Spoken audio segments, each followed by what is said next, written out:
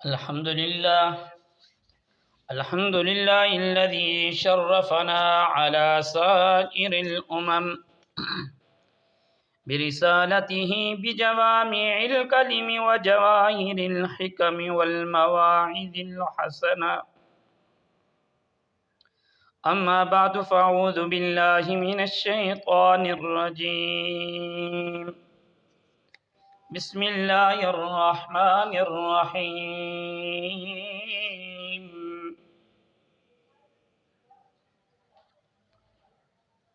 إلا تنصروه فقد نصره الله إذ أخرجه الذين كفروا ثاني اثنين إذ هما في الغار إذ يقول لصاحبه لا تحزن إن الله معنا. وقال النبي صلى الله عليه وآله وسلم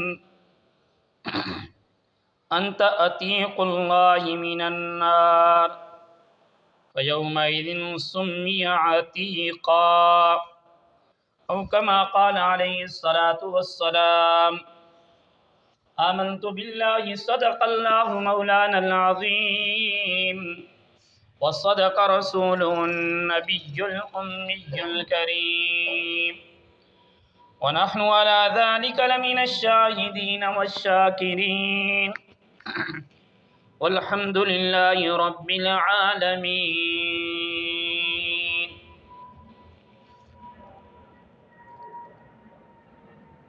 برادران اسلام، میں نے آپ کے سامنے قرآن مجید کی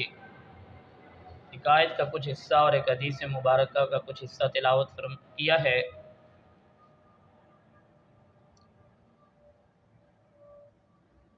یہ ماہ جمادی الثانی کا مہینہ ہے۔ اس مہینے کی 21 یا 22 تاریخ کو جناب سیدنا فاروق اعظم رضی اللہ تعالی عنہ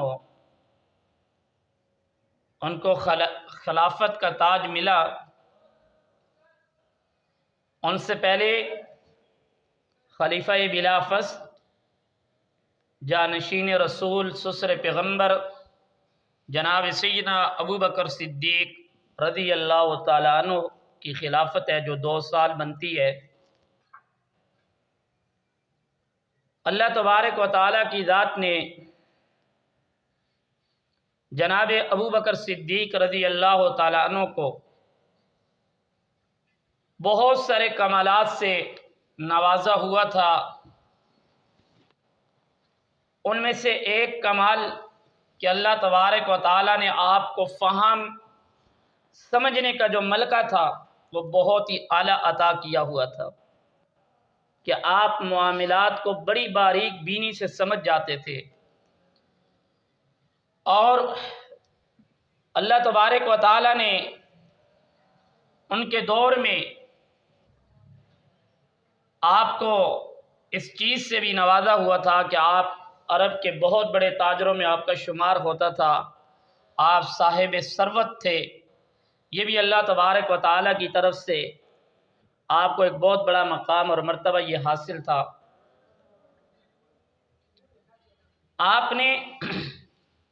آپ کو یہ بھی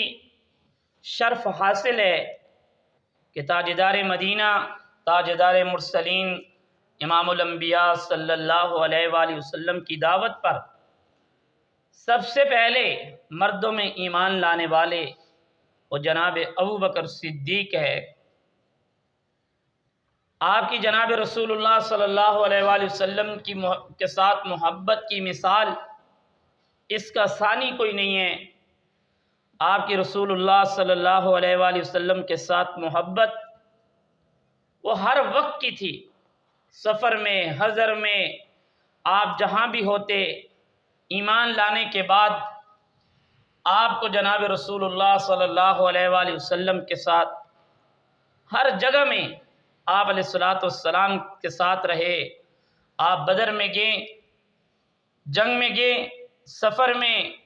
مکہ میں، مدینہ میں، جہاں کہیں بھی آپ علیہ السلام ہوتے، تو آپ علیہ الصلوۃ والسلام کے ساتھ جناب ابو بکر صدیق رضی اللہ تعالیٰ عنہ ہوتے۔ اسی وجہ سے کہ آپ رضی اللہ تعالیٰ عنہ جناب رسول اللہ صلی اللہ علیہ وآلہ وسلم کی باتوں کو محفوظ بھی کرتے تھے اور سمجھتے بھی تھے۔ صحابی حضرت ابو سعید خدری رضی اللہ تعالیٰ عنہ فرماتے ہیں کہ آقا علیہ الصلوۃ والسلام اپنی مرض میں تھے، جس مرض میں آپ کا انتقال پرملال ہو گیا، آپ اس دنیا سے پردہ فرما گئے۔ تو ایک مرتبہ ہم نے دیکھا کہ آپ علیہ الصلوۃ والسلام ممبر پہ تشریف لائے اور لوگوں سے خطبہ ارشاد فرمایا اے لوگوں، میرے اوپر دنیا کی آسائشیں، دنیا کی خوبصورتی، دنیا کی راحتیں، سکون، یہ سب کچھ پیش کیا گیا، لیکن میں نے اس عارضی خوبصورتی کو، اس عارضی آسانی کو آخرت کی ہمیشہ کی خوشیوں پہ، آخرت کی جو ہمیشہ کی خوشیاں ہیں، آخرت کی جو ہمیشہ کی کامیابیاں ہیں، میں نے اس دنیا کو اس پر ترجیح نہیں دی، بلکہ میں نے آخرت کو ترجیح دی ہے۔ صحابی فرماتے ہیں کہ ہم نے دیکھا کہ آپ رضی اللہ تعالیٰ عنہ رونے لگے۔ صحابہ اکرام رضوان اللہ علیہ مجمعین نے پوچھا، اے ابو بکر صدیق، اس میں رونے کی بات کون سی ہے؟ آپ کیوں رو رہے ہیں؟ فرمایا کہ یہ جو جناب رسول اللہ صلی اللہ علیہ وآلہ وسلم نے فرمایا کہ ایک بندے نے، اس بندے سے مراد آپ علیہ الصلوۃ والسلام نے اپنی طرف اشارہ فرمایا ہے، اور مجھے لگتا ایسے ہے کہ آج اب اس دنیا سے حضور پردہ فرمانے والے ہیں۔ تو یہ جو آپ علیہ الصلوۃ والسلام کا فرمان عالی شان تھا، وہ صحابی فرماتے ہیں کہ اس کے بعد یہ جو آپ علیہ الصلوۃ والسلام نے خطبہ ارشاد فرمایا، اس کے بعد ہم نے کبھی بھی آپ علیہ الصلوۃ والسلام کو ممبر پہ نہیں دیکھا۔ یہ فام فراست صدیقی تھی کہ آپ سمجھ گئے کہ حضور علیہ الصلوۃ والسلام کا جو خطبہ مبارک ہے، یہ دنیا سے پردہ فرمانے کا ہے۔ اللہ نے آپ کو یہ ملکہ عطا کیا ہوا تھا، اور اسی طریقے پر اللہ تبارک و تعالیٰ کی ذات نے آپ علیہ الصلوۃ والسلام کے ساتھ محبت کی وجہ سے ان چیزوں میں آپ کو فہم و فراست عطا کیا تھا جس میں اس وقت کی امت اگر آپس میں لڑ پڑتی یا اختلافات پھوٹ پڑتے تو بہت بڑا انتشار ہو سکتا تھا۔ جب آپ علیہ الصلوۃ والسلام کا انتقال پرملال ہوا تو صحابہ اکرام رضوان اللہ علیہ مجمعین میں اختلاف ہو گیا کہ آیا رسول اللہ صلی اللہ علیہ وآلہ وسلم کی تدفین کہاں پہ کی جائے؟ مختلف گروہ بن گئے۔ بعض نے کہا کہ آپ علیہ الصلوۃ والسلام کو بیت المقدس میں، جو پہلا قبلہ ہے جہاں پہ انبیاء علیہ الصلوۃ والسلام کی قبریں مبارک ہیں، وہاں پہ دفن کیا جائے۔ بعض نے کہا مکہ میں کیا جائے۔ کچھ صحابہ اکرام کی رائے تھی کہ حضور علیہ الصلوۃ والسلام کو دفن نہ کیا جائے۔ تو آپ رضی اللہ تعالیٰ عنہ کے پاس جب یہ بات پہنچی تو آپ نے فرمایا، میں نے خود نبی کریم صلی اللہ علیہ وآلہ وسلم سے سنا ہے، جہاں جس نبی کی وفات ہوتی ہے اس نبی کو وہیں پہ دفن کیا جاتا ہے۔ سب کے سب صحابہ اکرام رضوان اللہ علیہ مجمعین خاموش ہو گئے، اور اسی حجرے کے اندر، جس حجرے میں آپ رضی اللہ تعالیٰ عنہ کی، آپ علیہ الصلوۃ والسلام کی وفات ہوئی تھی، یہ حضرت ابو بکر صدیق رضی اللہ تعالیٰ عنہ کے کہنے پر آپ علیہ الصلوۃ والسلام کو وہیں پہ دفن کر دیا گیا۔ اور صحابہ اکرام جو مختلف رائے رکھتے تھے، ان ساری کی ساری راہوں پہ حضرت ابو بکر صدیق رضی اللہ تعالیٰ عنہ کی رائے کو ترجیح حاصل ہوئی اور آپ کو وہاں پہ دفن کر دیا گیا۔ تو یہ اللہ تبارک و تعالیٰ کی طرف سے آپ کو یہ ملکہ حاصل تھا، آپ کو یہ فہم حاصل تھا کہ آپ جو بھی بات ارشاد فرماتے صحابہ اکرام رضوان اللہ علیہم اجمعین اس پہ عمل کرتے تھے۔ اور اللہ تبارک و تعالیٰ کی ذات نے جناب ابو بکر صدیق رضی اللہ تعالیٰ عنہ کے بارے میں قرآن مجید میں مختلف جگہوں پر آپ کو جو لقب دیے، جو آپ کے فضائل، جو آپ کی خصوصیات کو بیان کیا، وہ بھی بڑے عجیب انداز کے اندر۔ کسی جگہ میں آپ کو اتقا کہا گیا کہ آپ سب سے زیادہ تقوی حاصل کرنے والے ہیں۔ کسی جگہ میں آپ کے بارے میں یہ بات آئی کہ وہ شخص جو اللہ تبارک و تعالیٰ کی ذات کے لیے اپنا مال خرچ کرتا ہے۔ اسی طریقے پر آپ رضی اللہ تعالیٰ عنہ کو قرآن مجید فرقان حمید کے اندر اللہ تبارک و تعالیٰ کی طرف سے صاحب رسول کہا گیا کہ آپ تو رسول اللہ صلی اللہ علیہ وآلہ وسلم کے ساتھی ہیں۔ جس وقت آپ علیہ السلام نے ہجرت فرمائی اور آپ علیہ السلام حضرت ابو بکر صدیق رضی اللہ تعالیٰ عنہ کو لے کر جا رہے تھے، جب غار میں پہنچے تو آپ رضی اللہ تعالیٰ نے حضور سے فرمایا، یا رسول اللہ، وہ سامنے سے کافر ہمیں دیکھ رہے ہیں، ایسا نہ ہو ہمیں دیکھ لیں۔ آپ علیہ السلام نے فرمایا، ابو بکر پریشان نہ ہو، غم نہ کرو، اللہ تبارک و تعالیٰ کی ذات ہمارے ساتھ ہے، لا تحزن ان اللہ معنا، آپ غم نہ کریں، اللہ تبارک و تعالیٰ کی ذات ہمارے ساتھ ہے۔ ابو بکر صدیق رضی اللہ تعالیٰ عنہ کے بارے میں آتا ہے، فرمایا اللہ کے رسول مجھے اپنے بارے میں غم نہیں، مجھے تو آپ کے بارے میں غم ہے، کہیں ایسا نہ ہوا آپ کو دیکھ لیں اور آپ کو نقصان پہنچا دیں۔ اسی لیے جناب رسول اللہ صلی اللہ علیہ وآلہ وسلم نے فرمایا، آپ علیہ السلام کی جو حضرت ابو بکر صدیق رضی اللہ تعالیٰ عنہ کے ساتھ محبت تھی وہ بہت زیادہ تھی، اور اس کے فضائل آپ علیہ السلام نے اپنی زبان نبوت سے بہت زیادہ ارشاد فرمایا کہ اس دنیا کے اندر ہمارے ساتھ جس نے بھی اچھا معاملہ کیا، ہمارے ساتھ کچھ بھی اس کے تعلقات رہے یا کسی بھی جگہ پر اس نے ہمارے ساتھ تعاون کیا، پہلی بات تو یہ ہے کہ ہم نے دنیا میں ہی اس کو اس کا بدلہ دے دیا، بلکہ اس سے بڑھ کر عطا کیا ہے، سوائے ابو بکر صدیق کے، کہ ان کو اللہ تبارک و تعالیٰ کی ذات کل قیامت والے دن ان احسانات کا جو انہوں نے میرے ساتھ کیے، اللہ تبارک و تعالیٰ کی ذات ان کو خود بدلہ عطا فرمائیں گے۔ اور اسی طریقے پر آپ علیہ السلام نے فرمایا کہ اللہ تبارک و تعالیٰ کی ذات کل قیامت والے دن جس وقت حساب اور کتاب لے رہے ہوں گے تو اللہ تبارک و تعالیٰ حضور اکرم صلی اللہ علیہ وآلہ وسلم سے فرمائیں گے کہ یا رسول اللہ، لاؤ کسی آدمی کو جس کا میں آج حساب لینا چاہوں۔ تو اللہ تبارک و تعالیٰ حضور اکرم صلی اللہ علیہ وآلہ وسلم اپنی امت پہ نظر دوڑائیں گے کہ میں کس شخص کو اللہ کے سامنے حساب کتاب کے لیے پیش کروں کہ اللہ تبارک و تعالیٰ اس کا حساب کتاب لیں۔ تو آپ علیہ السلام اپنی امت پہ نظر دوڑانے کے بعد جہاں پہ نظر بالکل ٹک جائے گی وہ حضرت ابو بکر صدیق رضی اللہ تعالیٰ عنہ ہوں گے۔ اللہ تبارک و تعالیٰ سے فرمائیں گے، یا اللہ یہ میری امت کا ابو بکر صدیق ہے، اس سے حساب شروع کر دیجئے۔ اللہ تبارک و تعالیٰ کی ذات فرمائیں گے کہ ابو بکر سے میں کیسے حساب لوں، جس نے ساری زندگی کبھی آپ سے حساب نہیں لیا، ساری زندگی آپ ان کے مال کو اپنا مال سمجھ کے خرچ کرتے رہے، کبھی انہوں نے آپ سے نہیں کوئی بات کی، تو میں آج اللہ تبارک و تعالیٰ کی ذات ان کا حساب کیسے لوں؟ فرمائیں کہ اللہ تبارک و تعالیٰ کی ذات ہے،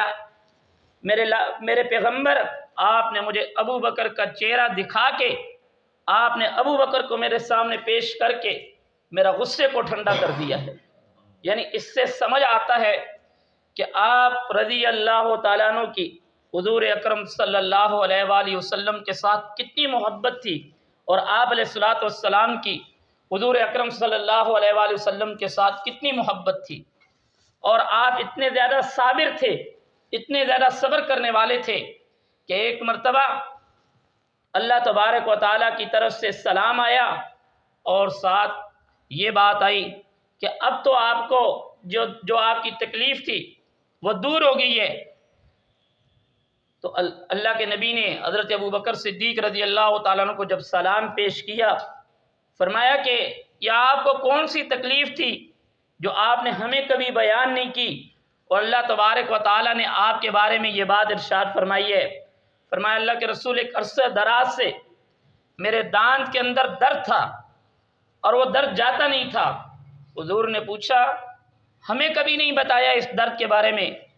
فرمایا جس کے ساتھ محبت ہوتی ہے اس کی تکالیفیں کس کے آگے بیان کرتا۔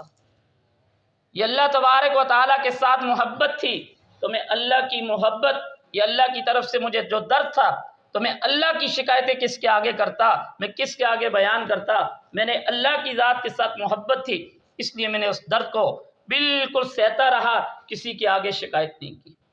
تو اسی وجہ سے اللہ تبارک و تعالیٰ کی ذات نے آسمان سے آپ کی طرف سلام بھیجا ہے۔ آپ علیہ السلام نے آخری اپنے وقت میں مسجد نبوی کی تمام کھڑکیوں کو بند کرنے کا کہا۔ فرمایا سوائے ابو بکر کے ان کے گھر کی جو کھڑکی ہے اس کو کھول دو، وہ کھلی رہے، باقی جتنی بھی کھڑکیاں ہیں، دروازے ہیں مسجد نبوی کی طرف کھل رہے ہیں، ان کو بند کر دو۔ یہ اس طرف اشارہ تھا کہ میرے بعد جو میرا جانشین ہوگا وہ ابو بکر صدیق رضی اللہ تعالیٰ عنہ ہوگا۔ اسی لیے حدیث شریف کے اندر آتا ہے، آقا صلی اللہ علیہ وآلہ وسلم نے فرمایا کہ ابو بکر اور عمر کے ساتھ محبت یہ ایمان کا حصہ ہے، اور ان کے ساتھ بغض رکھنا یہ کفر ہے۔ آپ علیہ السلام نے جس وقت آپ علیہ السلام اس دنیا سے پردہ فرما گئے، آپ علیہ السلام کے بعد حضرت سیدنا فاروق اعظم رضی اللہ تعالیٰ عنہ کے سامنے حضرت ابو بکر صدیق رضی اللہ تعالیٰ عنہ کی بات چھیڑ دی گئی، تو آپ نے فرمایا کہ میری ساری زندگی کی عبادت جناب سیدنا فاروق اعظم رضی اللہ تعالیٰ عنہ کا جملہ،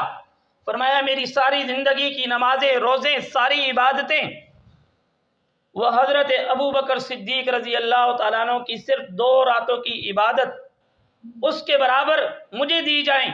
میں اپنی ساری عبادتیں ان کے حوالے کر دینا چاہتا ہوں، جو ان کی 2 راتوں کی صرف عبادت ہے۔ میری عبادت اتنی بھی بڑی نہیں ہے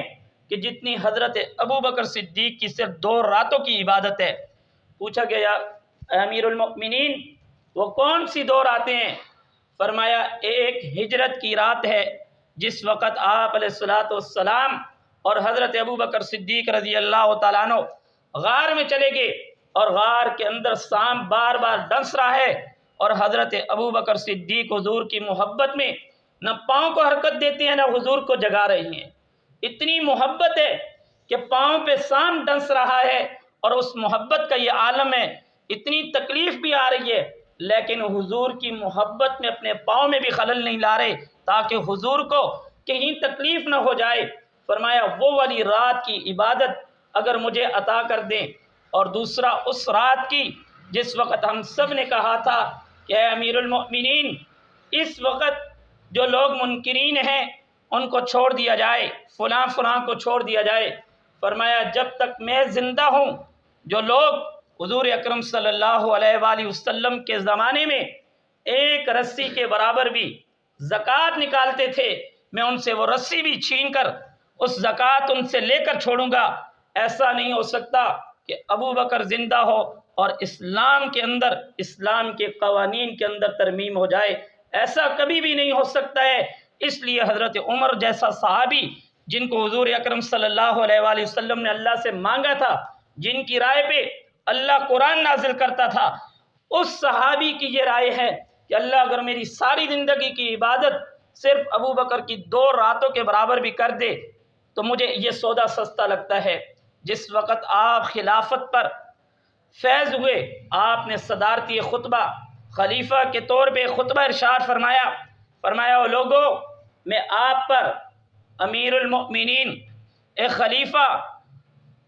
آپ پر منتخب ہوا ہوں، لیکن یاد رکھ لینا میں آپ سے بہتر نہیں منتخب ہوا ہوں، آپ مجھ سے اچھے ہیں، یہ نہیں مجھے صرف آپ کا خلیفہ بنایا گیا ہے، اس کا یہ مطلب نہیں کہ میں آپ سے اچھا ہوں۔ آپ کا تقویٰ دیکھیں کتنا بڑا تقویٰ ہے، اتنا بڑا شخص جس کے بارے میں اللہ تبارک و تعالیٰ نے آپ کو قرآن مجید کے اندر بے شمار خصوصیات سے نازل فرمایا، آپ کے بارے میں نازل فرمائی۔ آپ علیہ الصلوۃ والسلام نے آپ کو فرمایا انت عتیق من اللہ، انت عتیق من النار۔ آپ کو تو اللہ تبارک و تعالیٰ کی ذات نے جہنم سے بری ہونے کا نام بھی دے دیا ہے، آپ جہنم سے بری ہو چکے ہیں۔ آپ علیہ الصلوۃ والسلام نے فرمایا ابو بکر فی الجنہ، ابو بکر جنت کے اندر ہے۔ وہ جب مسلمانوں کے خلیفہ بنے، ان کا پہلا جملہ یہ تھا، او لوگو میں آپ پر خلیفہ تو ضرور منتخب ہوا ہوں، آپ سے میں بہتر نہیں ہوں، میں تو بہت کمزور ہوں۔ میرا یہ خطبہ یاد رکھ لو، اگر میں تمہارے سامنے کوئی اچھا کام کروں تو آپ نے میرا ساتھ دینا ہے، اگر مجھ سے کوئی کہیں بھی کمزوری ہو، کہیں مجھ سے کوئی غلطی ہو رہی ہو تو آپ نے مجھے برملا واضح لفظوں میں میری اس غلطی کے اوپر، میری اس کوتاہی کے اوپر مجھے روکنا ہے اور منع کرنا ہے۔ یہ وقت کا بادشاہ ہے جو جناب رسول اللہ صلی اللہ علیہ وآلہ وسلم کا جانشین ہے، اتنی بڑی مسند پہ امیر المؤمنین کا لقب پانے والا، ان کی عاجزی اور انکساری کا یہ عالم ہے کہ وہ اپنی رعایا سے، جب ان کے اوپر یہ خلافت کا تاج آتا ہے، وہ اپنی رعایا سے واضح لفظوں میں کہتے ہیں اگر میرے اندر کوئی غلطی، کوتاہی، کمی زیادتی نظر آئے تو میں بھی آپ کی طرح ایک انسان ہوں، مجھے اس چیز سے ضرور روکنا، یہ نہ سمجھنا کہ میں آپ کا بادشاہ ہوں۔ میرے محترم دوستو بزرگوں، ہم ان چیزوں کو دیکھیں کہ صحابہ اکرام رضوان اللہ علیہ مجمعین اور بالخصوص جناب ابو بکر صدیق رضی اللہ تعالیٰ عنہ کی جناب رسول اللہ صلی اللہ علیہ وآلہ وسلم کے ساتھ محبت، عقیدت، الفت اتنی زیادہ تھی کہ آپ جب سے ایمان لائے، سفر میں، حضر میں، ہر جگہ میں رسول اللہ صلی اللہ علیہ وآلہ وسلم کا ساتھ دیا، اور موت کے بعد آپ کو جناب رسول اللہ صلی اللہ علیہ وآلہ وسلم کا قرب نصیب ہوا۔ آپ علیہ الصلوۃ والسلام کے قرب میں